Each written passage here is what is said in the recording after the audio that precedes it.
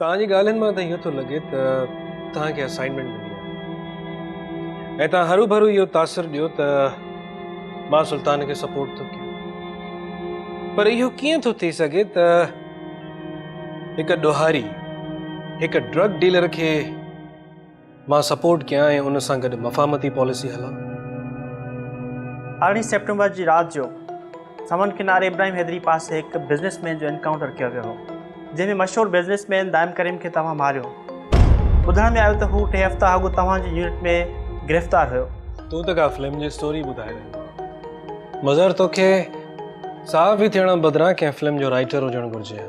Okay, छा तव्हां पंहिंजे घर में दाइम करीम जी सेक्रेटरी खे पंहिंजे घर में न रखियो हो? अव्हां हाणे सुल्तान सां गॾाए छॾियो आहे त जीअं हू उहो टारगेट अचीव करे जेको अव्हां चाहियो था।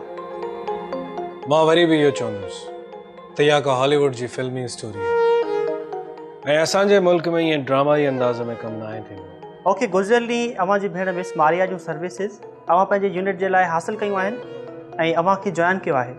उन यूनिट खे जंहिंखे अव्हां लीड पिया कयो, छा उहो ग़लति आहे? फेडरल गवर्नमेंट ऐं प्रोविजनल गवर्नमेंट जे ऑफिसर्स जूं सर्विसिस त हिक ॿिए जे लाइ हलंदियूं रहियूं आहिनि। मज़र, तूं ईअं हरू भरू जा सवाल करे मुंहिंजो वक़्तु पियो बर्बाद करी। उहो मुंहिंजो डोमेन कोन्हे, तव्हां लाॻापियल एजेंसीज़ खां मालूम कयो। ओके, छा भला तव्हां कंहिं अफ्रीकन फॉरेनर खे गिरफ़्तार कयो हो? हू ड्रग डीलर हुयो जंहिंखे अव्हां 2 हफ़्ता पंहिंजे यूनिट में रखियो हो, जंहिंखे अव्हां काल राति हिकु सुनसान जॻह में मारे छॾियो हो। इहो कीअं मुमकिन थी सघे थो त असां कंहिं फॉरेनर ड्रग डीलर खे पकड़ियो ऐं ज़ाहिर न कयूं? हिकु फॉरेनर खे पकड़ उहो इमिग्रेशन ऐं ॿियनि एजेंसीज़ जो इशू आहे।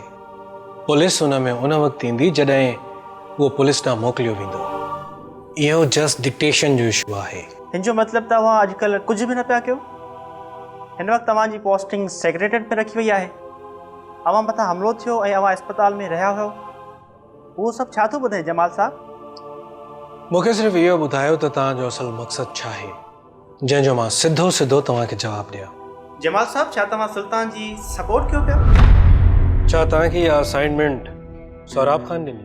मां कंहिंजी टास्क ते पंहिंजो प्रोफेशन न हलाईंदो आहियां जमाल साहब। जेकॾहिं ईअं आहे मिस्टर जर्नलिस्ट, त पोइ तूं इहो सवाल छो न कयो त गुज़िरियल 3 महीननि खां वठी ड्रग्स जो समूरो कारोबार हिते बंदि थी चुको आहे।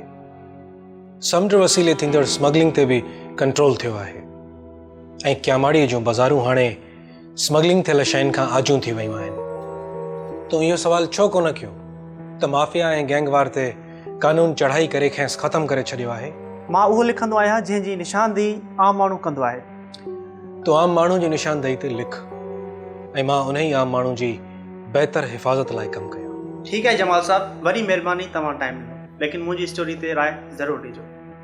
Thank U. सब्सक्राइब कयो असांजो official YouTube channel Sindh TV HD drama ऐं वधीक अपडेट लाइ बेल आइकन खे क्लिक करियो।